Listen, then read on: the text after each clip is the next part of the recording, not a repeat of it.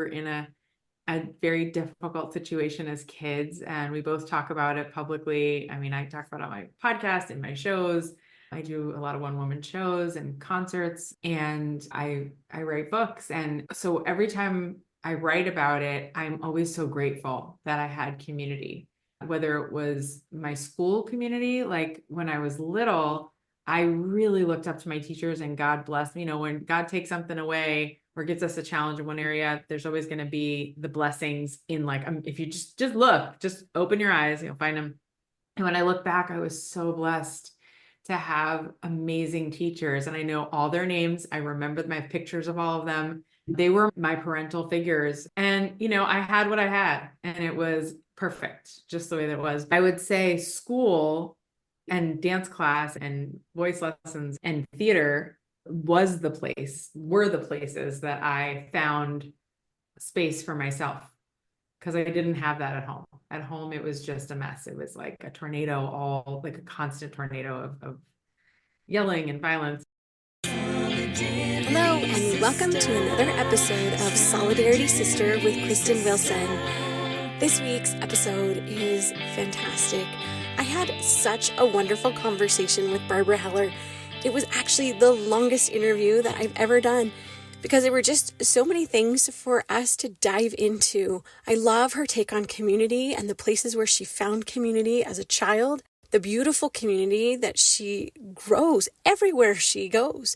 Really, this is a woman who connects with people, who sees people as they are. I love the healing work that she has done for herself that has allowed her to really create community wherever she goes. And I'm so grateful that she took me in, because I'm not sure that I would be here podcasting without her.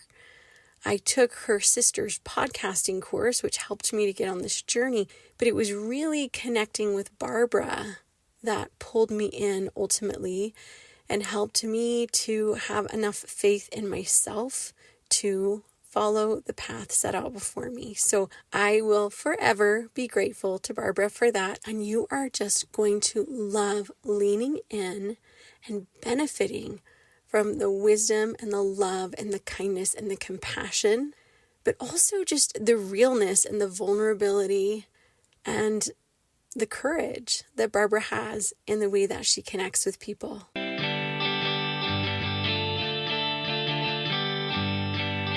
Hello, and welcome to another episode of Solidarity Sister with Kristen Wilson. And I am so excited for this episode. I have Barbara Heller here with me today. And if I were to define what she does, there are so many things. She has a podcast. She's a teacher. She's a musician. She's a singer. She's an actress. She does voiceover work. She is part of the Kathy Heller world. She was the big sister who helped Kathy become who she is, I would suggest. She has so many roles, but one of my favorite things about her is the way that she holds space for people to see the divinity within them. Mm-hmm. She has a gift for creating a container around people that they can then grow into. And it's not a rigid container. It's a flexible container as they grow and expand. So I'm super excited to talk about community. And tell me, Barbara, how are you doing today for real? Wow. Well, thank you so much. That was such a beautiful introduction. And it humbles me, and I feel so seen and validated, and for all the things that I want to be seen for. So I really appreciate that. I'm really great. I'm having one of those days where I am breathing into, like Kathy just said on the quilt today, I think we were both there, you know, how good can you let things be? And I'm definitely not always there in my past life, for sure, like the last, several years, but I am really allowing in blessings. It's one of my affirmations in the morning. I'm a very big Hal Elrod person. Like every morning, for years, even before I knew who he was, I always had a morning practice. And one of my morning practices is to have these affirmations that I say. And I have a dear friend, Sierra Sophia, who is like, she's really fine-tuning my affirmations. And I didn't realize how much that colors my day, because I would just be like, oh, everything's amazing. And, I do pray from a Hebrew Siddur, a Jewish prayer book, every morning for like the last 20 something years. But those are very affirmative as well. But like one of my affirmations for today is like, how great can I allow things to be? How easy, how effervescent and abundant can I make everything, or can I help co-create everything with the divine? And I'm really seeing it more and more every day. Like it's really cool. So that's honestly how I'm feeling. I would tell you, I was struggling a few days ago, and I'm bringing that up because if someone just heard what I just said, they'd be like, oh, I don't know if I can really believe that, but it's only because of the contrast, right? Like the darkness that I just went through, being 47, wanting so much for the last 23 years and so attached to being married and having children, and like just now opening up to new ways of doing things. It's a game changer. You asked. I'm not one of those people that is going to be like, I'm fine. How are you? Like, That's why I phrase it the way I do. That's why I say, how are you doing today for real? Because I actually want the real answer. I don't want someone to just say fine. And I hear you because I cried 4 times on Saturday. Okay. I'm doing a lot better today, but it's Saturday. I did legit cry 4 times. And sometimes I record podcasts in my bus. Sometimes I come out to my bus and I cry because it gives me a little buffer space from the rest of the world. And that is life. It is to be yeah, able to experience both sides of it. And we yeah. have these wonderful times that, as much as I wish it could always be like that, if every day was Christmas, oh, okay, if every day was Yom Kippur, no, I then it love would that be, you used Yom Kippur and not Hanukkah, because most people don't realize that Yom Kippur is supposed to be the happiest day of the year, and most people look at it as the most somber because we fast. And so, thank you for using it. I appreciate it. but like if that was every day, then it wouldn't be that special anymore. Yeah, It is the that's why it's called a holy day, a holiday. That's what holiday comes from, For for sure. sure. Yeah. Yeah, I think that's perfect. So tell me, what are you listening to recently? Podcasts, music, audiobooks? Mm. What is in your ear? I'm a big fan of my sister, her podcast. I absolutely love her guests, and I love my podcast, See One Beautiful Soul. Yeah, I mean, I guess that's where I'll stop for now, because I could go on and on about what I listen to, what I consume. Not it's not normal when you're single, right? I mean, that's what. Okay, Yeah. so I mean, I'm not single, but I absorbed over, I mean, I was trying to estimate. I think I'm on pace for 380 audiobooks this year. So I Wow. also am not normal, but in my own way, because that is how I get the ADHD Mhm. part of my brain that is fighting about every stupid task, like doing dishes or laundry or going to the Yeah. grocery store, or the things that are boring and not fun and I don't want to do them. That's Yep. how I engage the part of my brain that's like, don't do that. Get That is it. not fun. And so that is also not normal. So I feel you. I also have a little bit of that. I learned very young how to manage my ADD. Thank God. I'm very, very structured for that reason. And I listen to choir music. I have a choir classical it took me years to figure out how to get the algorithm right in Spotify. But if it's something by Kane, the band, so I listen to a lot of religious music, CC Winans. I have some spiritual music on Spotify as well that I wrote. And I'm just obsessed with choirs. Like, as long as they're singing about God and I don't have to really listen hard to the words, I'm like in. So when you ask me, like, what am I listening to? That's what I'm listening to when I'm going through my emails, when I'm doing laundry, when I'm putting in my groceries. So I should say that, because it is like a big part of my day. It's like being in a retreat whenever I put it on. So I love that. I think music is so powerful. My husband and I actually lead a youth choir that's just, it's what free. don't you do? Oh, sleep. But I want to come out there and have them sing backup for You Are Gold. I would, or See One oh, Beautiful. That that would song. be so Yeah, fun. Actually, I have the perfect choir to do that for you. So our choir is a very casual, come as you are, like great. youth ages 11 to 18. Some of them don't really know how to sing, and some of them are really good. Oh, We just are okay. like, whoever wants to come, it's free. And Okay. we sing mainly Jesus kind of music. So it Okay. is like, and it's on Sunday nights and it's just fun. And we always have cookies and it's a good time. But Well, it's, if they're open to a song about God that doesn't necessarily name God, but like says, I choose the music. I am okay. open. So there you Well, go. I'll come But visit and sing with her. also, my son sings, well, three of my kids, but they sing with the Rise Up Children's Choir, which they are on Wow. YouTube. They've done a bunch of things. My son is in Amplify, which is their a cappella group, and they just competed in the ICHSA competition. They took first at Wow. quarterfinals. They did not take first at semifinals, which would have been what they needed to do to go on to New York. But For their there are best. choirs in Utah. So you want to come to Utah? I Yeah, got backup for you. They would literally. be so fun. And they do Okay. music videos. I'll send you the YouTube channel. I want to be in one. That would be That's so fun. the only kind of music I sing is like I'm into God music. So that's it. I don't really sing anything else. I love that. I also just for the first time did an open mic at a bar because I have a daughter that's a singer-songwriter and I have not sung like that like ever, but I did to You Go Where Your Kids Are. And Mm. I was like, well, I pretty much only sing K-Love music, which is more Christian music, but she's like, that's okay, mom. And so I took Jesus to the bar. It was awesome.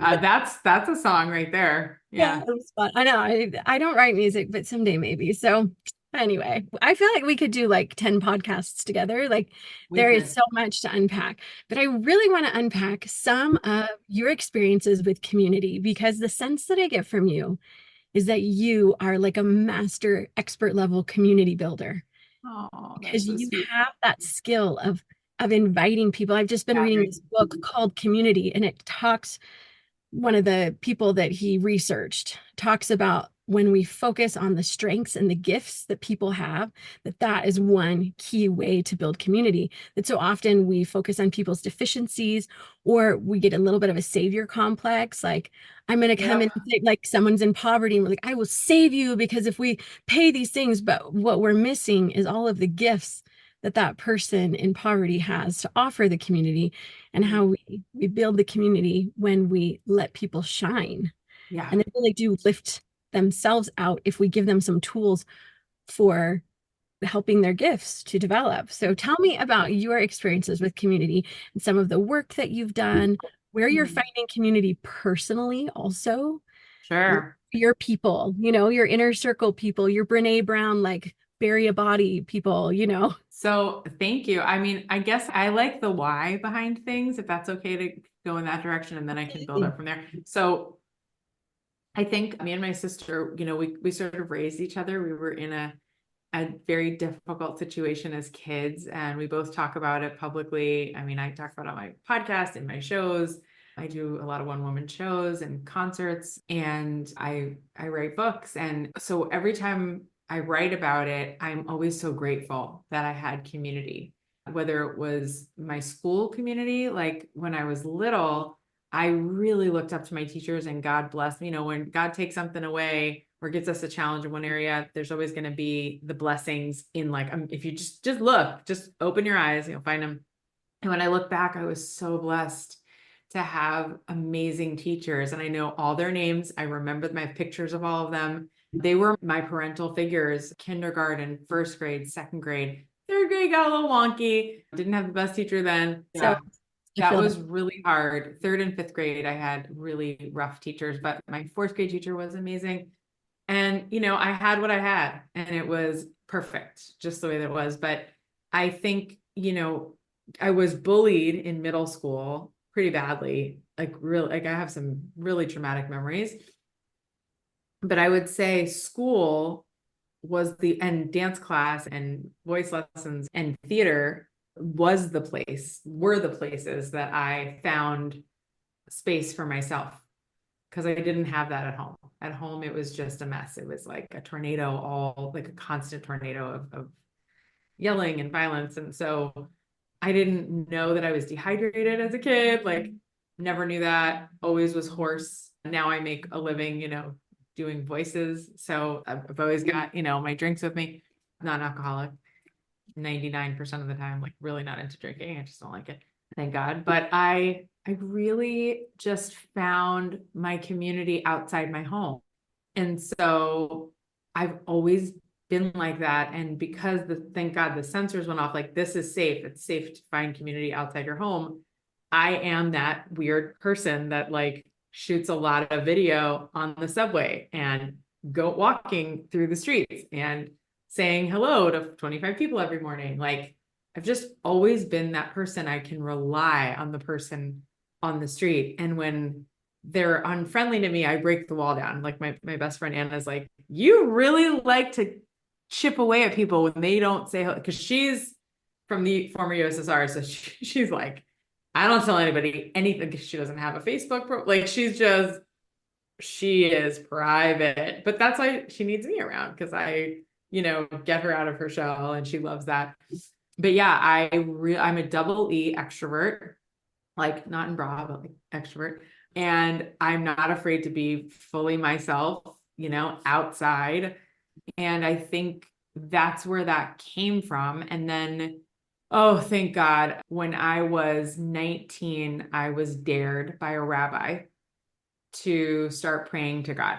And before that, my whole life was theater because that was the only place I ever felt accepted. So I thought, I didn't realize there was another level of expansion and acceptance, finding your tribe outside of a profession or a hobby.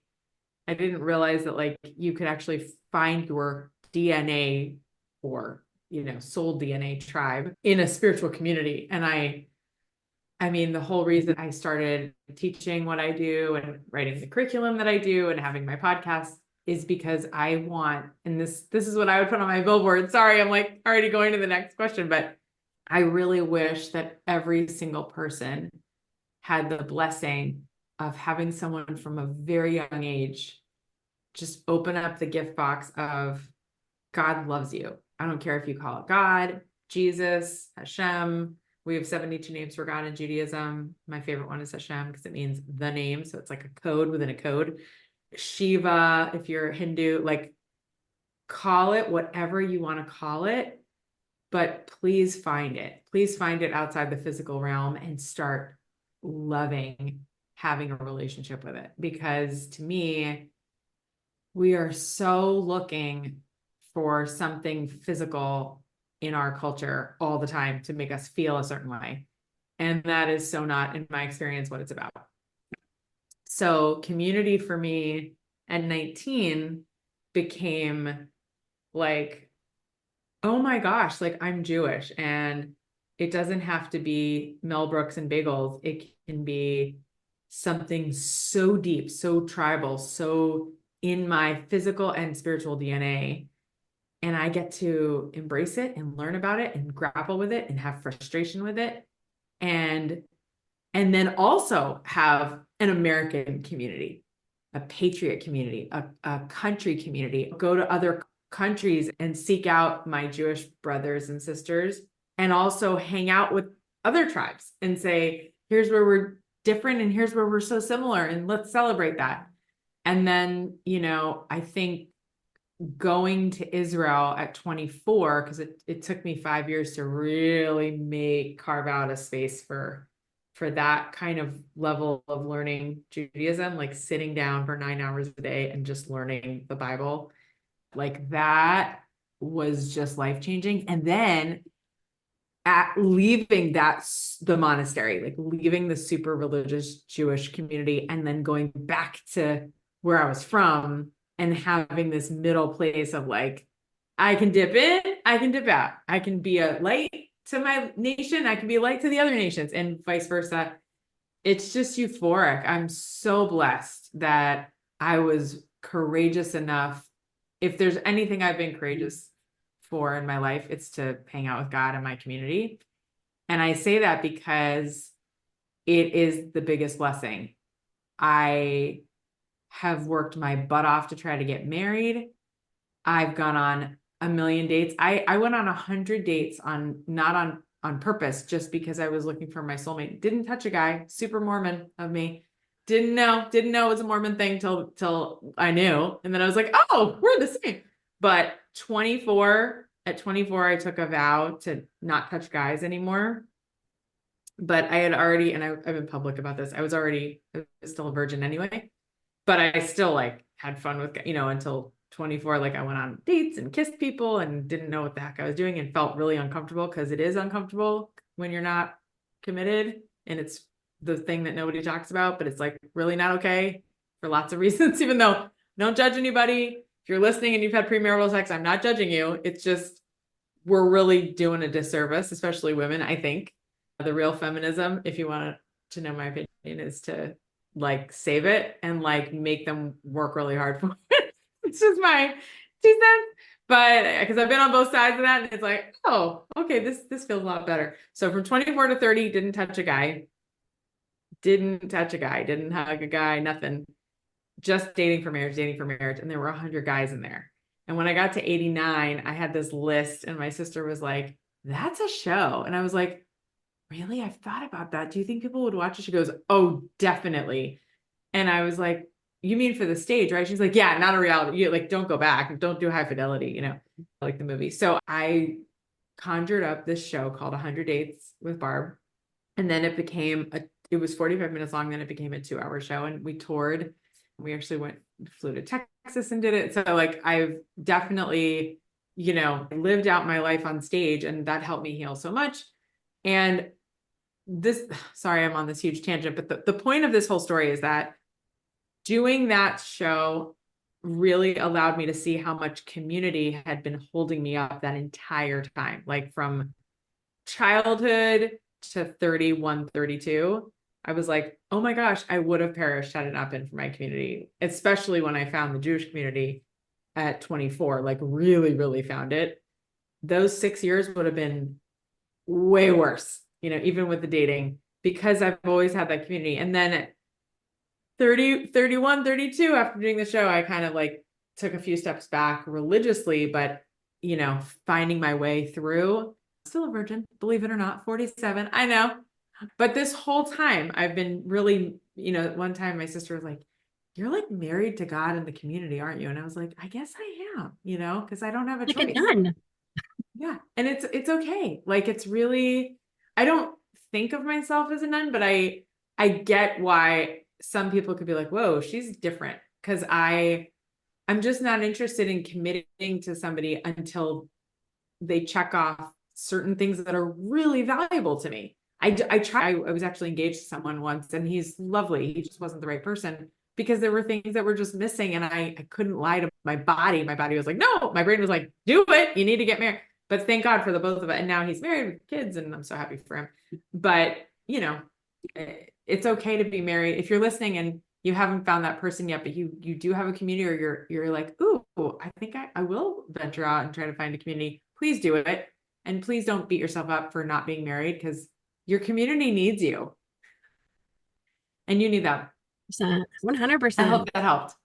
Oh, it does help. And I love so many things about that. One of the things that I'm learning through all the guests I talk to who are coming from all different life experiences is how much the wounds that we receive throughout our life, whether it's childhood trauma, whether it's big T trauma, little T trauma, all of those wounds, we need self-care. We need self-love. We need that piece of caring for ourselves. That is really important.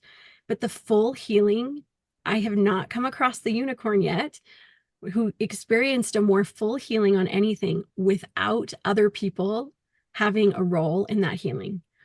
Those things that are wounded in relationship, in community, in whatever way, whether it's your family or people bullying you at school or a church community that isn't holding you up the way that they ought to, because some of them are fantastic and some of them people have really negative experiences. And so I hold space for all of that. But the healing always happens. Like the real healing is in community. And you have to do the personal work to be ready to allow the healing to happen and not stop that and sabotage yourself from being able to heal, which we all can do from time to time. I absolutely have been that person. So if you are that person too, then solidarity. But we need each other. And it's that community that really heals us and makes us feel whole. And for you to be able to lean back and say, hey, I was never alone in this.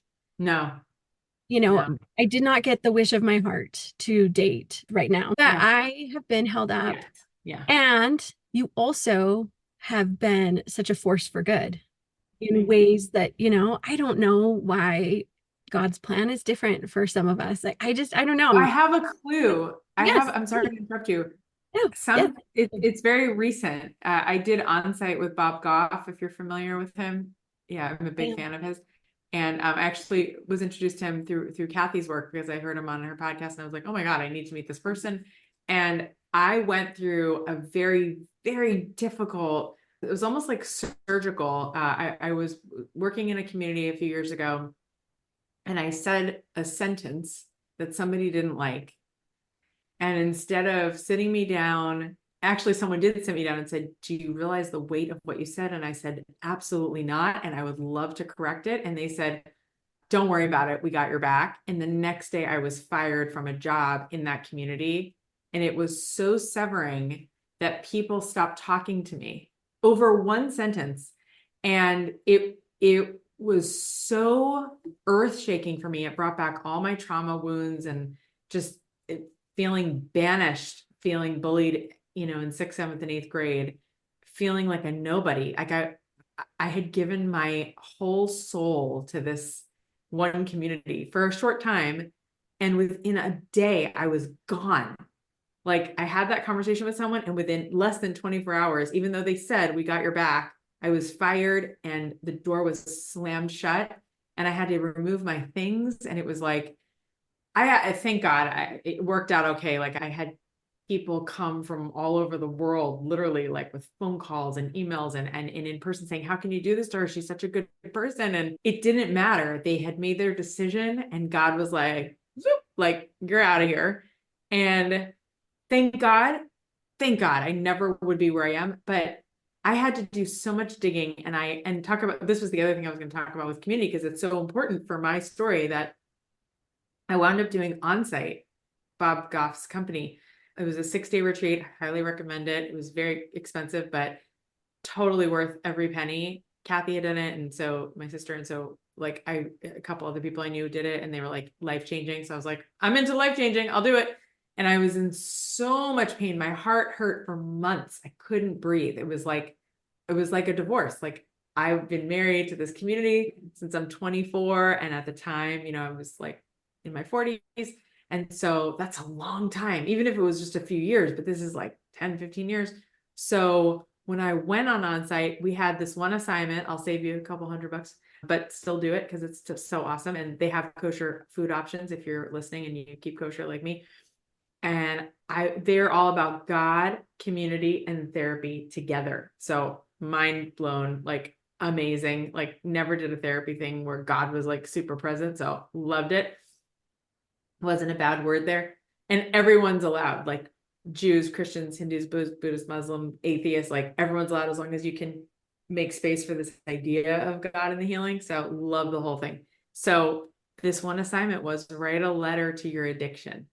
And thank God, maybe other than sugar, I don't really struggle. Like I probably was a user in my last life because I've made so many podcasts and documentaries about doing drugs and how awful they are for you. So I've never touched anything that I know of except sugar, which I know can be a drug for some people. So I wrote my letter to the community and I said, you've been my addiction. I wanted your approval. I wanted to do everything right. I wanted to be perfect in your eyes. And you know what? That's not unconditional love. And I'm so grateful this happened because, and it was so hard for me to write that letter, but I did it. And then because they give you the assignment like on the first day, and I was like, oh, I got that. I love writing. Day 5, wasn't done. Barb was waiting, sitting on something. And when I finally let it out, and I was like shaking and crying when I read it to my group, you're in this group the whole week and you get to know everybody so well, like things you don't even want to know, but And I had this epiphany after the 6 days because I had so many during. But the biggest one I had was God needed me to help all those people for the last 20 years get to a Shabbat meal, get their soulmate, find the best doctor. Like, I mean, my phone all day long, I am connecting people. I once had a dating coach that was like, can you sit on your hands a little bit? Like, you don't stop connecting people all day long. I'm like, I'm so sorry, I can't. Like I've cut down a bunch because I used to spend so much of my day just connecting people, but I love it. It's like the memory game, if I know someone for somebody else, and every day there's people, if you pay attention, you will find somebody who needs a square peg in that hole round. You'll find it. You just have to open your ears and your eyes. And I always go, why didn't you call me? I just told you. Oh, I wasn't paying attention. It's like, but I had just asked you, like, but that's because I'm not married with kids yet, that I have all this bandwidth for it. So I don't regret any of what happened. I mean, I wound up writing a musical about cancel culture because of what happened to me. Because I thought, if this can happen to me, if I can be judged so harshly when all I want is just to mend, that's it. If you spend 5 minutes with me, you get that. Like, I'm not perfect. I say stupid things and dumb things and hurtful things because I'm not perfect. I'm a human. But if anybody ever says to me, Barb, that was not in the best taste, and here's what you said wrong that wasn't PC, I'm like, oh my God, I'm so embarrassed. Can I have that person's number? Like, I will go to tea with them. I will apologize. I am so sorry. Like, all I wanted to do was sit down with the people who made this harsh judgment on me, and I wasn't allowed. And so they took this sentence and they made it into a sentence. And, it's all good. Like, so many people from that community have come to me and been like, I'm so sorry. Like, they didn't represent me. That was really unfortunate. We know who you are. And that was so awful how they did it and what they did to you. And yet I am so grateful, because knowing me, I would have stayed small and in that place for many, many years. Like, let's say they had allowed me to do a forgiveness ceremony with them in my way, and we would have healed the whole thing. I never would have wanted to leave. And I was needed for bigger things. And Mel Robbins helped me see that. My sister helped me see that. So many of my friends and family from that community were like, oh, this is the best thing that ever happened to you. But at the time, not like going home alone every night. And I'm sorry, I'm just going to go off. Here's another thing about community, that if you're sitting there with like kids and grandkids, and, you probably have wonderful listeners who all have families and stuff. What you don't know about single people is they are desperately lonely every day. Even if they look like they're having a great time on Instagram and you're like, oh, I wish I could go to France. That's so cool. This person just took off and went to Paris. They are desperately lonely, and more so than they were in like 1940. Why? Because people do not give you the time of day unless, there's so many other layers now.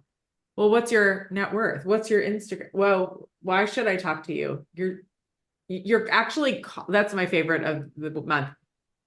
Why are you calling me? You didn't text me beforehand. You didn't make an appointment with me. It's like, whoa, like, just to get in the door to talk to somebody today, it's like breaking down many walls. So please be kind to your single friends, even if they look like they're having the time of their life.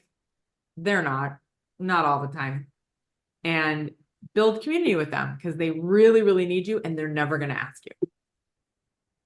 I love that you shared that. I actually just recently interviewed for another episode that's coming out later this month, a business coach friend of mine who is also single. And it was so great to hear her energy and all the things that are going on. But I think it's so important for us to see the other side and to see the whole picture, because they might actually be having a great time in France. However, at the end of the day, it's really lonely, because who are you telling, who are you pulling out all the pictures for about your France trip, which could be really interesting. And so why aren't we connecting with someone in ways that are not just about, are you married? Do you have kids? As women, that is a very common line of conversation. Let's talk about our families. But even for those of us, I have 8 kids, for those of us who have big, robust families, because we're out there too, that's not all of me either. I don't want my whole identity to be that I'm a wife and mother, even though I value those. Those are very, very valuable things, and I appreciate them a lot. I am not ungrateful, but that's not all of who I am. And you being single, that's not all of who you are. You have all these wonderful things. So let's listen about them. Let's find out about them. I had such a good time actually Googling you and listening to podcast episodes. And I was like, and here's a confession. I don't listen to podcasts. I don't even really listen to Kathy's podcast. I know it's really great. I never expected to even do a podcast. And literally, I was doom scrolling Facebook one day, numbing out because it's been a really rough few years here. And Kathy Heller's boot camp for podcasting came up on my feed. And it was one of those moments, which, like you say, I don't care what you want to call it, the universe or God or the Holy Ghost or whatever name you have. Sure. It was just like, you need to start a podcast. Like this Yeah. whole like feeling in my body. And it was like, I don't even listen to podcasts. It's like, what would I even talk about? And like, what? Like, who would even want to listen to me? Like, it's just this, like this kind of wrestling with like, but okay, well, this is a free boot camp, so I'll go. Okay, I can follow it that far. And then you were actually super instrumental for me because it was really on the fence because I do have a large family and they are very expensive. I have competition dancers, I have people doing these music videos and these, like I'm feeding them and my goodness, inflation is ridiculous. I'm like, and so I was like, do I spend this money to do this course? And I was really agonizing about it. And what I loved, and you may not remember this because you talk to lots of people, I was like, I don't know because I'm trying to figure out like, one, can I do this? Because sometimes I don't trust my ADHD self because I think impulsively, like I can do everything and it's going to be so awesome. And then I'm like, but actually I don't have the bandwidth to do everything. So I can't finish all of the things that I want to start. So I'm like, I don't want to be wasteful of my resources. Like, what should I do? And I loved the way you answered me because you didn't say, oh, this is great, you won't regret it. Or, oh, maybe you should consider that, whatever. You were basically like, be still and tune in. And what do you hear? What is your intuition telling you? It Yeah. was creating this container of space to say, it wasn't like a sales pressure thing, like, hey, well, price goes up at midnight, like, all the things that, because there are some Right. really icky sales tactics out there. I know And there are. it Yeah. wasn't that. It was like, if this is aligned with you, like, be still enough to hear if it's aligned with you. Yeah. And I talked with my husband about it, whatever. And so here I am, like 37 episodes in, and hit top 10% globally in the first 2 months, which, there's a lot of podcasts. I still have a ways to go, but I was like, okay, and it's because this is what I needed to do, and this is what I was meant to do. And here I am, like, but I appreciate the space that you gave me and the way that you cheer people on and that you have the bandwidth to do that Yeah. and to show up for a random stranger person and help me Not make random. that step and make that commitment so that I Yeah. could be doing what I feel like I need to do. And I feel like this podcast is actually just the beginning of Yeah. what more is coming, which I'm still trying to navigate. And it's hard sometimes to I figure it out. love that. There's so many avenues where I'm like, oh, but that ability that you have to see people and to just call on them, to remind them, to reflect who they are back Yeah. to them, that divinity that's within them. And I'm really sad that somebody couldn't see that in you and would cancel culture you, which I would be like, are you kidding me? Like, if you're going to cancel Barbara Heller, you have a problem. This is a you problem. You probably have some really things you need to process because Yeah. whatever. But I Yeah. also love that It's okay. it worked for your higher good. Yeah. I That think that that was the point of it. yes. And so often Yeah. when a door closes for us, or we're feeling like, is this because I wasn't good enough? Is this because I would have? No, actually, it's because there is something more for you Yeah. and Big it's time. coming. And we can't always see it in the moment, for sure. No. Like, And it hurts like hell because it you're like, does.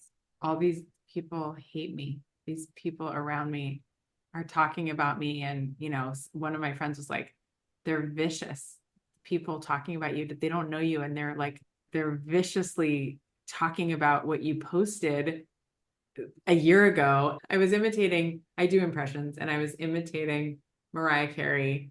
And apparently someone, while this whole thing was going on, this is how powerful the internet is. Even though look how I dress. Like, I don't show much of my body at all. So, I mean, I wear pants. Most Orthodox women don't, but like I wear like very tasteful pants. So, you know, I'm completely, And apparently, because I said the word circumcision in the parody, even though I was dressed to the nines, like, Mariah is always showing a lot of stuff.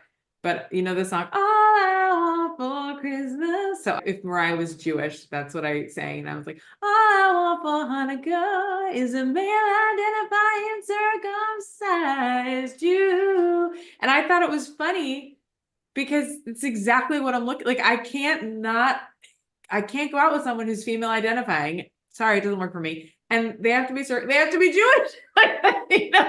So it's a joke about my faith, but not to make fun of it or to hurt anybody.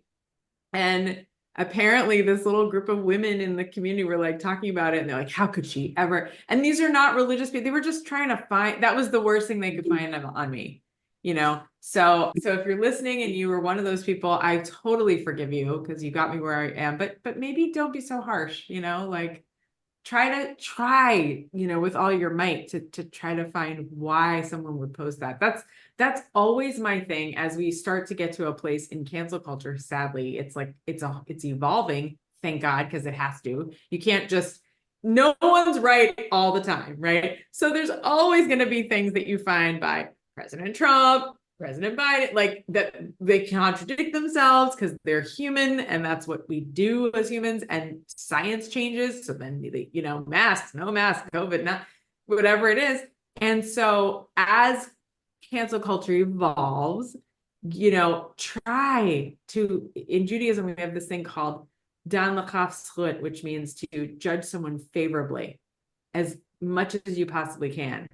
Even when someone's brought to trial in the judicial system, ever think of that word? It comes from Jewish values and laws, right? Because we had something called a Sanhedrin, which is like a court system.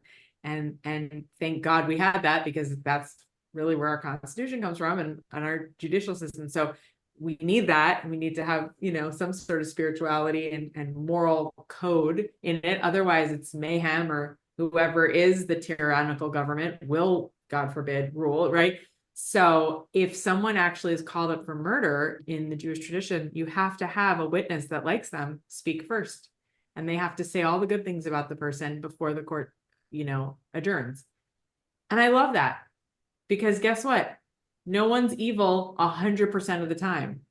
I mean, maybe Pharaoh, King Pharaoh became that way because God hardened his heart, but he didn't start out that way. And I try to remind people that we all start out like these beautiful soul babies.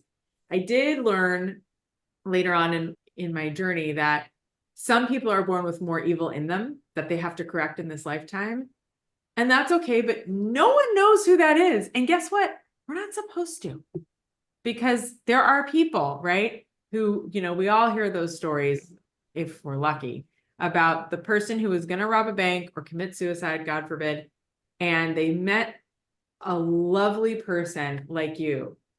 And as they were leaving, Kristen Wilson on the side of the road decides, I'm not gonna do that to myself or other people. I'm not gonna harm today.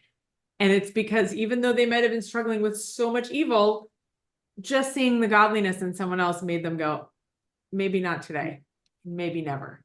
So how are we going to get there if we keep judging everyone as though, oh, you voted for that person, you said that, forget it, you're fired, it's not going to work. No, it's so true. One of my favorite things about my Facebook feed is that I have such a diverse friend grouping. And so I have like conspiracy theorist friends. You too? Staunch liberal friends and staunch Republican friends, and like all over. And for me, I think it's so good for me to continually be reading all of the things they have to share, because it helps me to see, one, like even on something, I'll give an example, like I'm going to go big. I'm going to go controversial because sometimes we have to do that. But like abortion as a hotbed topic, okay? Which we have on one side people who are really coming from a place of love for an unborn child, for an unborn life, who at all costs feel like we have to protect that unborn child. So they go about it in all different ways and all different means to try and justify this is what we're doing. And on the other side, we have this group who's like, We have to preserve the woman and her rights and her feelings. And like, this is the number one. And we're talking about two lives. But really, if you want to decrease abortion, in my opinion, if I were running the world, we need to support women better. That's where we show up. It isn't by shaming or belittling people who Yeah. are in desperate situations that I maybe have no idea what that's like or how 100%. they ended up that way. Yeah. And instead of judging and belittling them, that they would consider taking a life, like we have no idea. So if we really want to decrease abortions, which I think is a very fantastic goal, because I do think that life matters. I think the number one way to do that is to better support women that are in desperate circumstances. That will decrease abortions and increase our support for those women. Like that is like an answer. But I like look at both sides and I can see where they're coming from. For And sure. and one side likes to demonize the other side. Well, you don't care about women, or you don't Right. care about, you're a baby killer. Like what? Okay, no, actually, we are just not seeing the fact that we are both caring about two different sides. And what can we do that will care about both together? Like that's where the answers lie. When instead of demonizing the other side, we can look and see, okay, that makes sense. I hadn't considered that. How Right. can we work together to find a solution? And cancel culture does not like that. Right. Cancel culture wants us to like hate the other side, demonize the other side, and to not look at the individual, but to group people and say, well, this person, everybody, everyone who's a Republican is, or Mm-hmm. everyone who's this is, or everyone who's a Jew is, or Yeah. everyone who's a Christian is, or Yeah. everyone, like, whatever. Like, no, like that doesn't serve us. But I love, No. like, your podcast is all about seeing one beautiful soul. When we see one person at a time and Yeah. we really look into their hearts, Yeah. we find that we have way more in common than that we have that would be different. And Right. that's where the problem solving is. I'm like, how do we get that into people? How do we help people to open their minds to build community in that way? Like, what do you think? How do we do that better? It's a great question. I mean, I think, the pro-life, pro-choice issue is so great because it really gets people thinking. I love listening to Charlie Kirk debate people because I'm like, ooh, let's hear how he's going to talk about this one. Before we can value an unborn life in a uterus, I'd like to see people value their own life. There's a line in my 8 character show that I play 8 characters, and one of them is a little bit me. She's 28 because I look 28. Hello. And she's British, and I love to speak with a British accent. My first part in a movie, I was playing somebody from London, and I love the accent so much. It's just so fun to play. So her name is Hilary, and she's 28, and she works for a big pharmaceutical company. And she says in the show, "My body, my choice. That's why I'm a virgin." And I love saying that because I've said that at parties and, just to mess with people. And guys never believe me at first. And I'm like, no, really, like you can still look like this. And, not like I'm some hot model, but like whatever, Oh, you are. people have told me that I'm cute. And you can be in shape and actually have a really good time on a date, if you know what I mean, without actually having intercourse. And I'm so proud of it.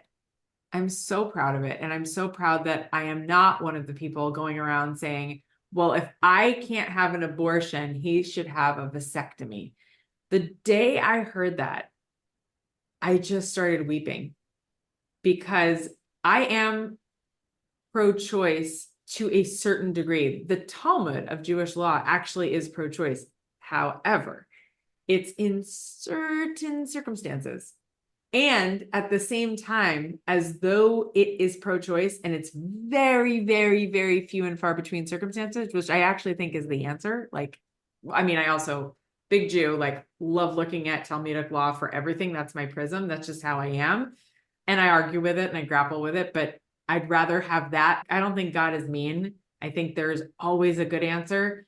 We just may have to spend time really grappling with it and praying about it and meditating on it. And it's not fast. It's some of the things are supposed to take a little while to figure out. Dang it.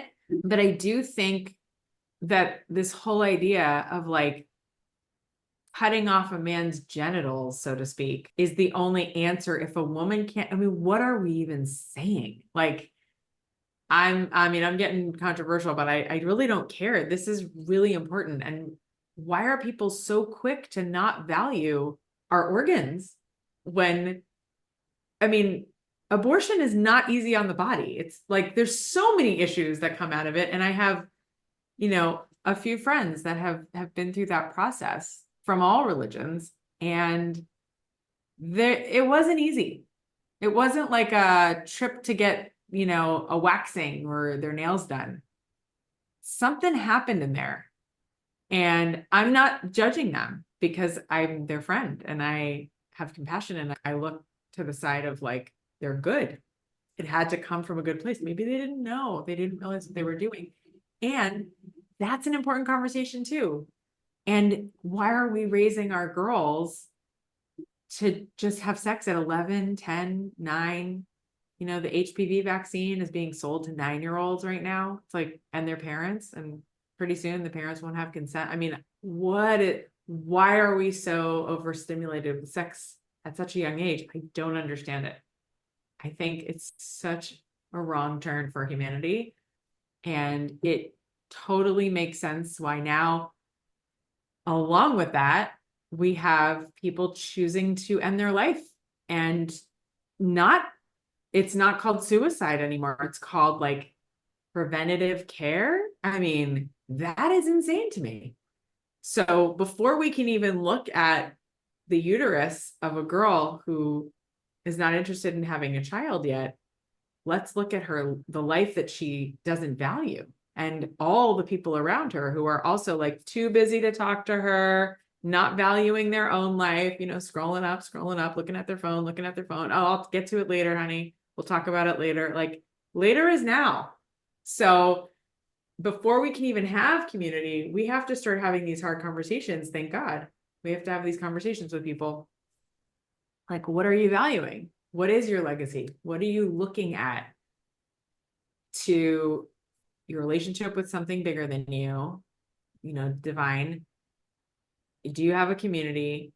And if the answer to both of those questions is not yet, or I don't know, or that's not important to me, that's the serious problem before we even get to abortion. And that's, I think, why people have made politics religious, because every human needs a relationship with their creator and with a community. I don't care. You've tried to find me anybody who doesn't need those two things. Like you kind of said it earlier, but we do.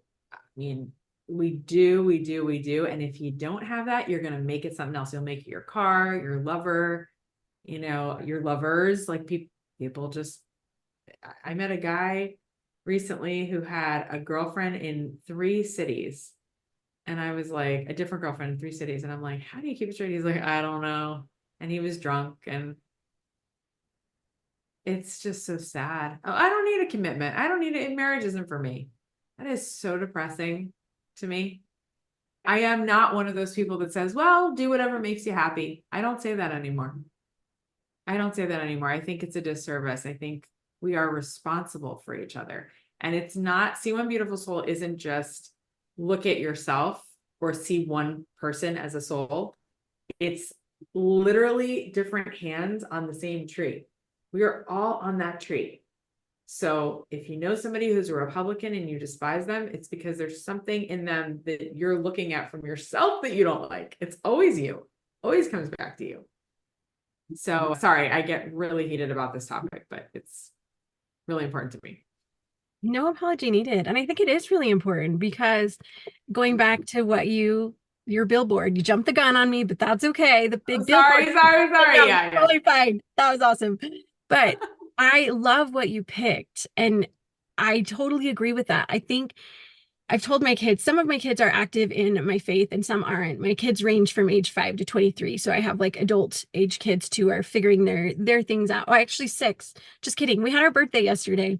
I had my 8th baby on my 40th birthday. So yesterday we turned 46 and 6. So, but I haven't adjusted that we're moving forward. So she's 6 now. But the one thing I have told my kids that I'm like, I know that I cannot make them believe anything, right? Like that's not how a spiritual or faith journey works. Like as much as some parents try and really parent through fear and like, if you don't believe the things I believe, then we're all like, it doesn't work and it's not effective.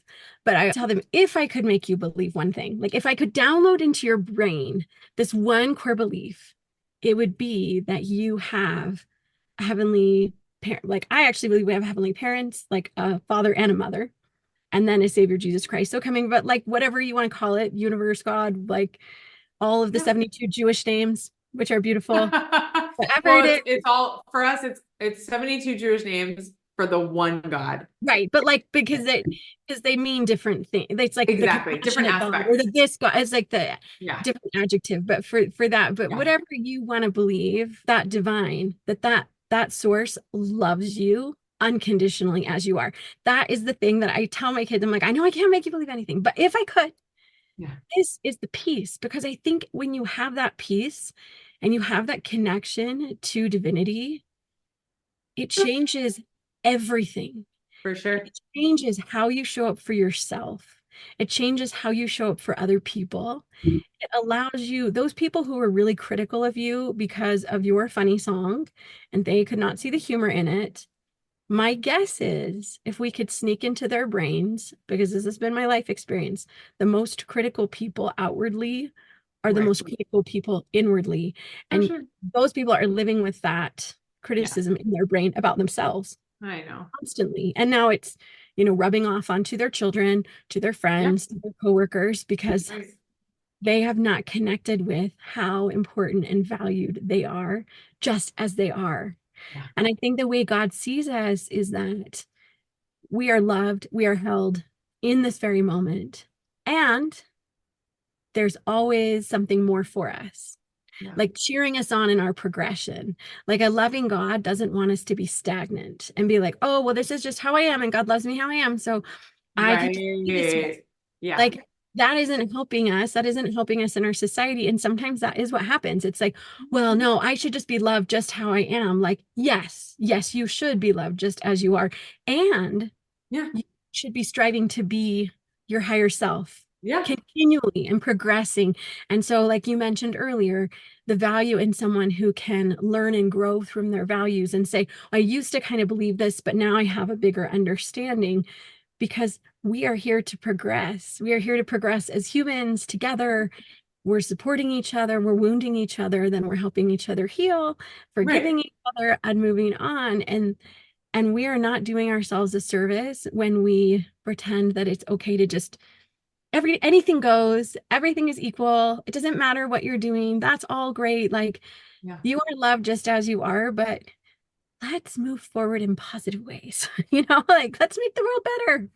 Right. Right. And just to add on that, Rabbi Aaron, who was like my first Orthodox rabbi who I just fell in love with, I actually met him before Kathy met him. And he is the reason why I'm doing my podcast, because he dared me to. He's like, Kathy's doing such a great job with her podcast, and I want you to do one too. And I'm like, Rob, what should it be about? And he's like, relationships. You're so good at relationships. I'm like, I am, and that's when it started dawning on me. I'm like, oh, I really am. Like, I forgive people really easily. And that's one of the like ethics of our fathers, we call it, or ethics of our parents in Judaism. It's like slow to anger and quick to forgive. And I know so many people, like raise your hand if you're listening right now and you know somebody who's easy to anger and doesn't forgive very easily. And if you can name someone like that, maybe they need to listen to my podcast. But he, always says like, God loves you so much that he, she, it, whatever, wants you to be home at a certain time. Like, I didn't have parents like that. My parents are unconditionally loving. That's one thing I always knew, still know, will always know. Thank God. Like, they had their issues and it was a very, very tough childhood for many reasons. And I always know that they're doing the best that they really can. And they came into the relationship with many issues. And I know they love me unconditionally.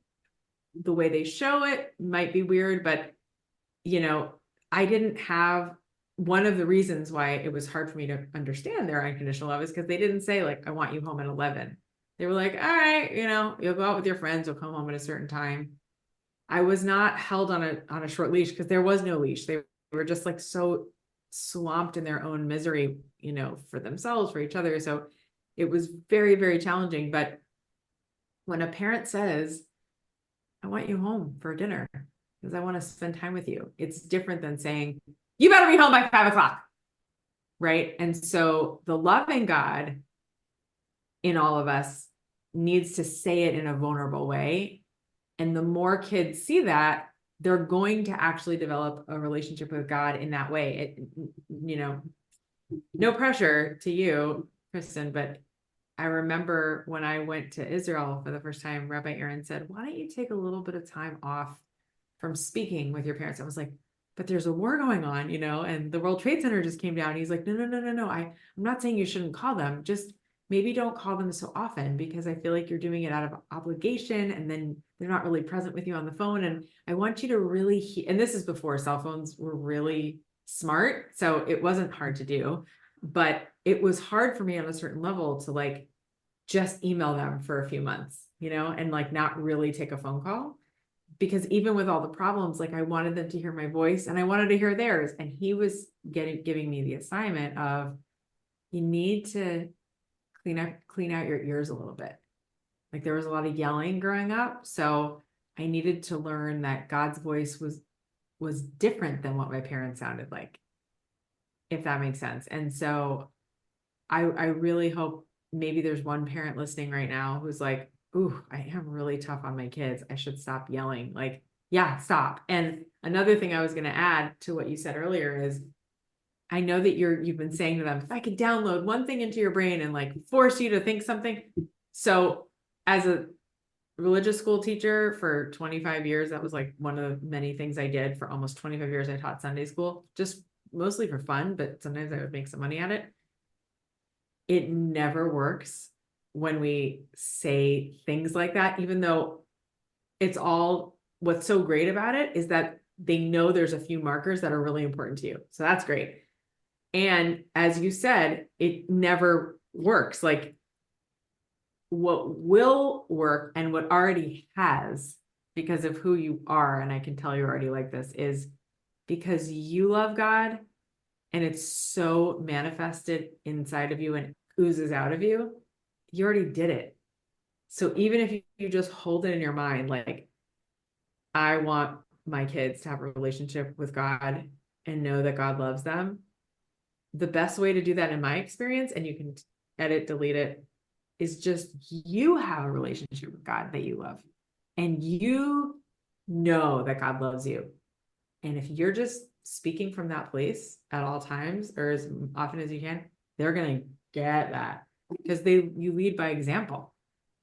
I think that's so true. And, I don't say it very often, but that is good feedback to think about that. And, but I do try to love them how I think like God would. Like I have never had a drop of alcohol in my entire life. Okay. Ever. I've never even tried it. But I have this daughter that's a singer-songwriter, and I love to hear her perform. And where is it most common that singer-songwriters perform especially when they're new? In bars. Why can't we do that in libraries? I don't know, but we do it in bars. And you so can make it up. You know what I'm going to say. You can totally make that up. It does not have to be there. I think that would be awesome. I've never performed in a bar. Well, that's not true. My cabaret shows are, they're in cabaret bars, but I don't drink when I go to them. So, she has this one bar that it has a very community feel. Like they really are good to people. There's a guy there that runs the sound, and he's kind of become the bar dad, and he kind of watches out for the younger people. It is a really like thoughtful environment, despite it being a bar.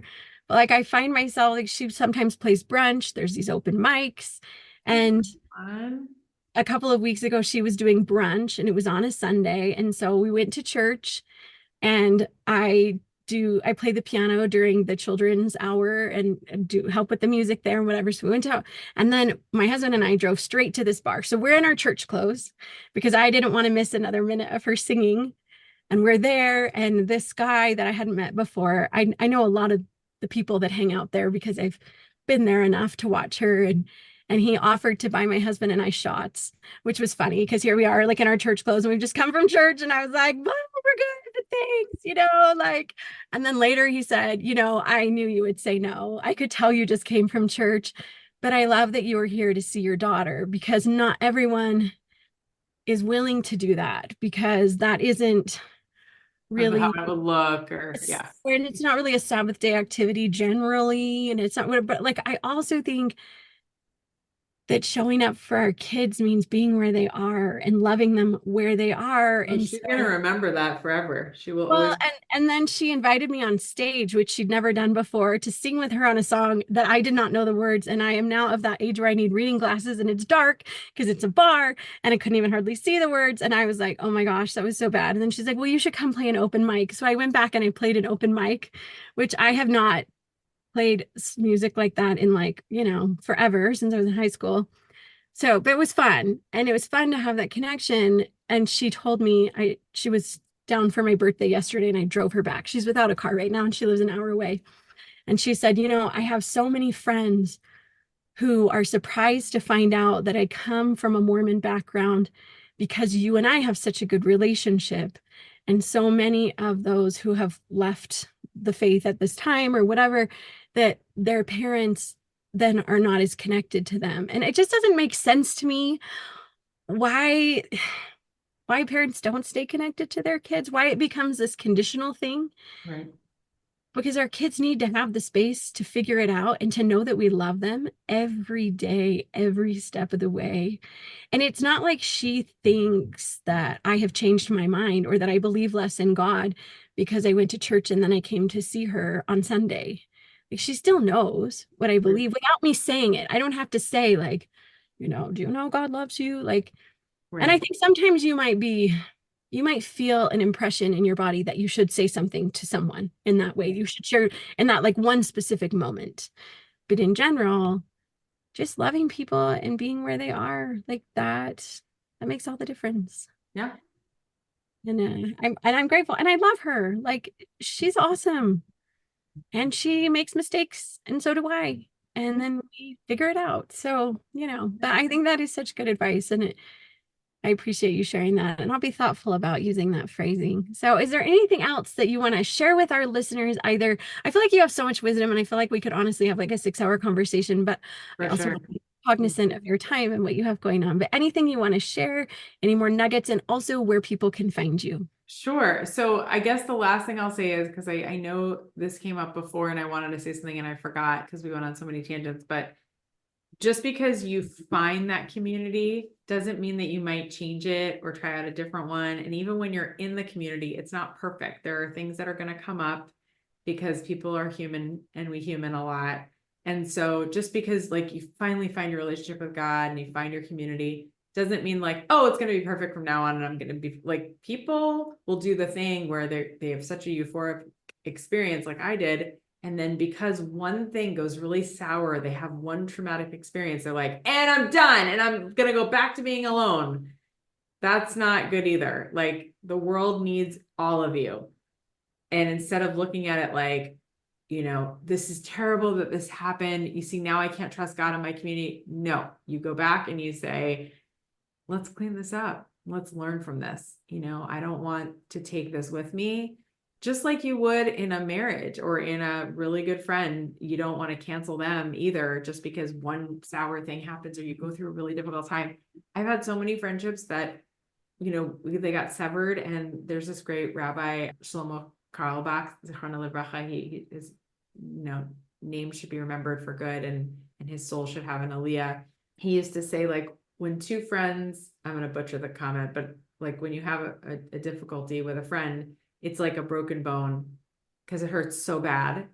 But when it heals and you both come with a full open heart and say, I was wrong. Here's where I was wrong. And I'm sorry. And here's where I felt like you might've been wrong. And, I hope you'll forgive me. And I want to forgive you too. And I love you. And I want to make things better.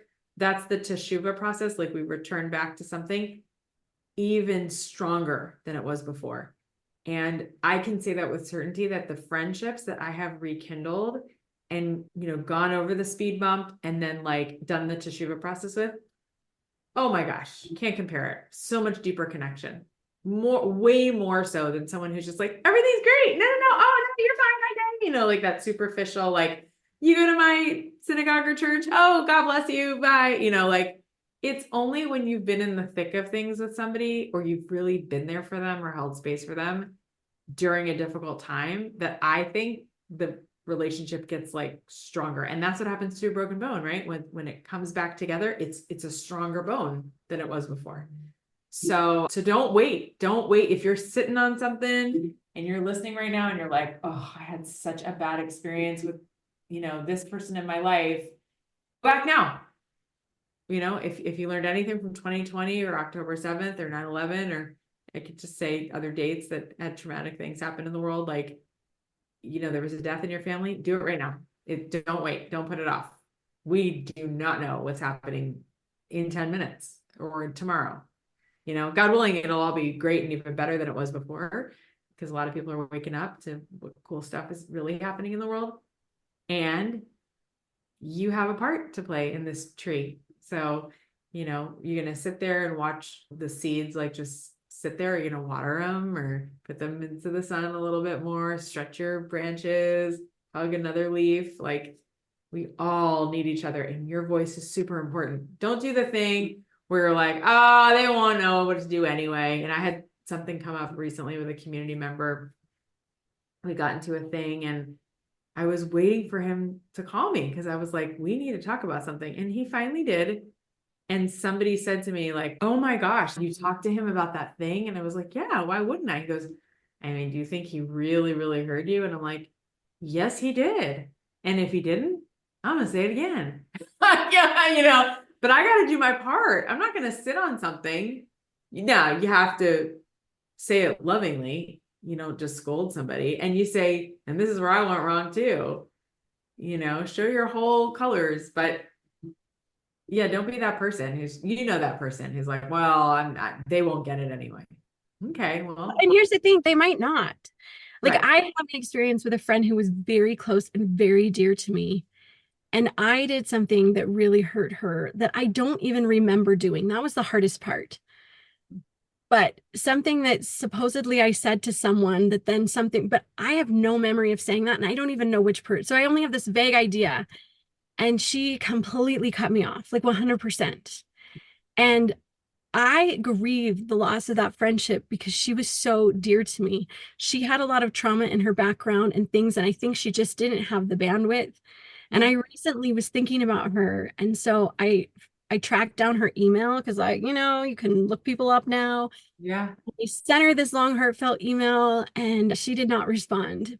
And the thing is I can't even guarantee that she read it, and maybe she read it and she still doesn't have space for me. Like, she That's doesn't. okay. But you And did I'm your part. sad about that. Like, I really am. And so it doesn't always work. So maybe you can say, well, and I thought, well, should I really reach out? Because maybe she just still Yes. do with me. Yes. And I Do was it like, no, anyway. because I miss her.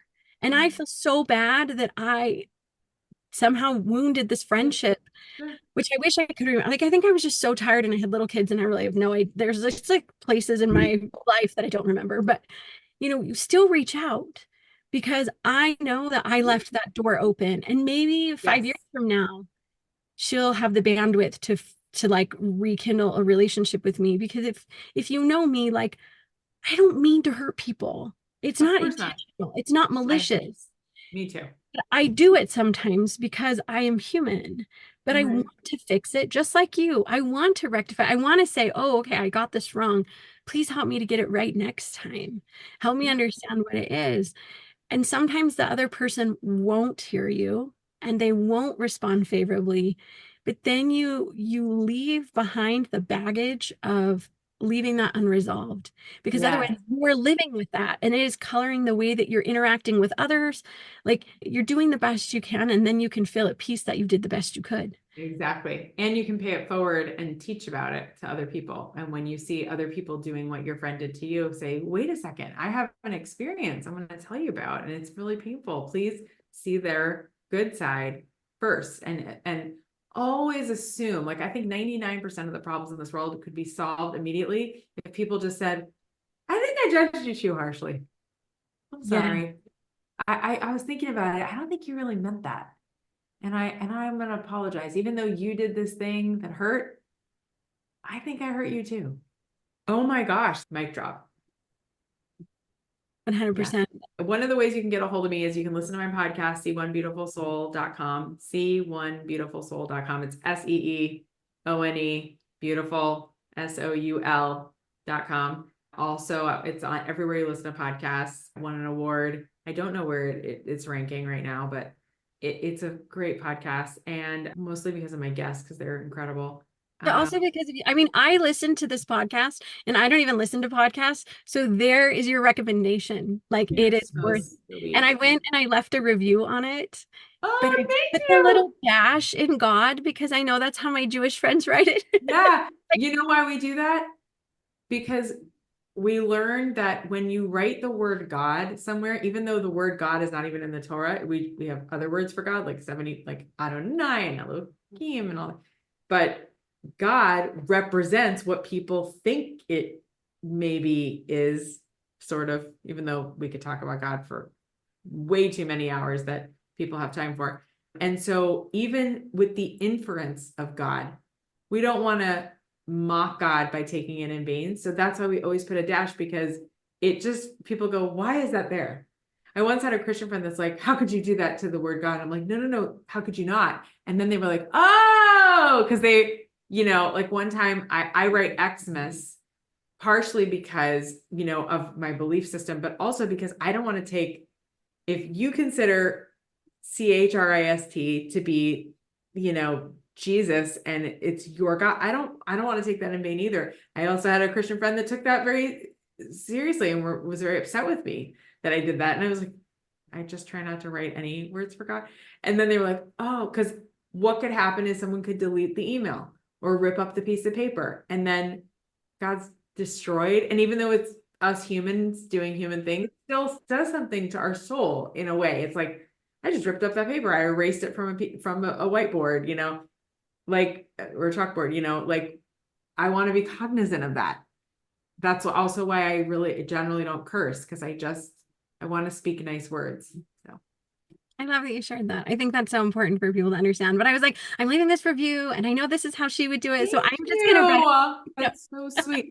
So yeah, See One Beautiful Soul is my podcast. I have a ton of stuff on YouTube and Instagram. Please follow me, send me little notes, share my stuff. I have a bunch of videos that people say, why isn't this more viral? And I'm like, I don't know. So help me with that.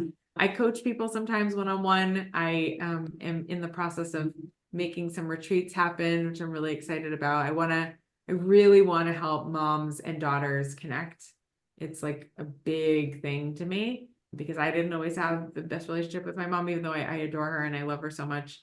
And I think our relationship could even be better. So I really value women's studies. I'm a feminist, and I want to teach women how to be more feminine. I think it's so important, especially now and today. And I think being a mom and a wife is like so holy. And I just admire you so much. Like, wow, I'm in awe of you. I can't believe what you've already accomplished, and you're younger than me. Like, I'm not worthy at all. So thank you for your many, many contributions to this world. Thank you. I appreciate that because I think so highly of you. So I'm like, oh, she sees like it's so, it's Mutual. important. So no, and I have 6 daughters, so that would be so cool to come to a retreat. Like, Yeah, I would love to do it. I really think that women of all faiths who are rooted in their faiths need to come together. So that's like, that's all I want to do is like, I want to do 2 retreats a year, maybe have a camp, speak at different schools and camps. That's it. That's really all I want to do. So if you have a school or an organization that could really use someone like me, I teach creativity coaching. I like to open people up because I've been an award-winning podcaster, songwriter, playwright. I have a few films out there, some documentaries that won awards. And I never, ever thought that I was going to do any of that. I always just thought I was going to be an actor. And it's such a lie. It's so awful that that's all I thought I was worthy of. Not that being an actor is wrong, but after a while, I started saying, I'm not an activator, I'm a creator. And that day was just so helpful for me. And I'm really a teacher. Like, all I do is teach through what I write. So I'm developing a TV show right now, which, please God, it's all about God. It's so cool. And it's all the lessons I've ever taught in school, just like inside the show. So it's like very fun to write. I know, I'm so, so, so excited about it. And I love teaching people that they're the same as me. I'm no different than I just have had time to develop it. And I'm not afraid to throw spaghetti on the wall and be really messy. And it's so weird that like no matter what I try, like I win an award or it goes on tour. There's an article written about it. And it's, I mean, I think I have talent, but like sometimes I can't believe people like what I put out there. I'm like, really? That was so messy. That's So I, it. That's your secret sauce. Because that's the thing is that when you stand up that way and you throw the spaghetti at the wall, then all the people in the room say, I could do that. that's okay. Yeah. Like, I don't have to just use a fork. Like, I could do this in a different way. And so then people want permission to do it messy and then have a Right. hard time giving themselves. I mean, I've been that person. By people, I mean me and Yeah, all I other know. people where you're like, well, if Yeah. I can't do it right, it's not worth doing or whatever. No, actually, like No. you learn in the doing Yes. and it's So going to be messy. So do the things. So people are drawn to you because you are giving them permission to be their whole selves and to be messy in this whole process of like becoming who they really are. yeah, thank you. It's so nice. That's what I did with my online courses is like, that's all I really teach is that. And, pairing God with healing. It's all about healing really at the end of the day. So we went way over time. I'm so sorry, I think this but is the best, and I'm so grateful for your time. Like, and usually I'm man, really good about time, but then I feel like sometimes, I don't know, I feel like I really connect with you. So I'm so grateful that you've Chris. been here and we've had so much that we've been able to discuss. And please look Barbara Heller up. You won't regret it.